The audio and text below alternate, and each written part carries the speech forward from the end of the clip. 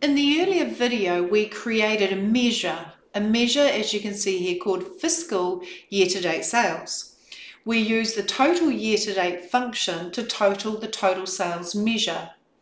And we said that there was a filter, and that the filter was that the date and it had a financial year that ended on the 30th of June.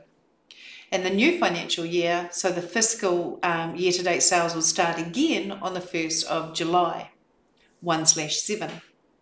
Let's say I want to add another filter. So I'm just going to click here after date and put a comma so that I stay within the filter portion of the formula.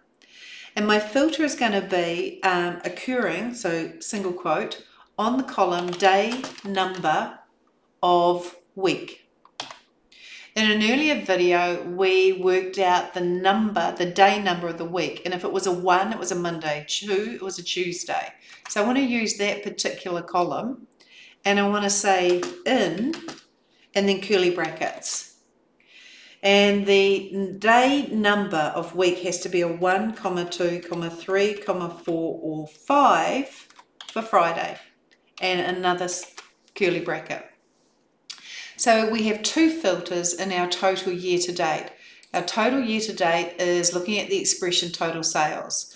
The filter includes the date and that the number of day has to be 1, 2, 3, or 5, and the financial year ends on the 30th of June.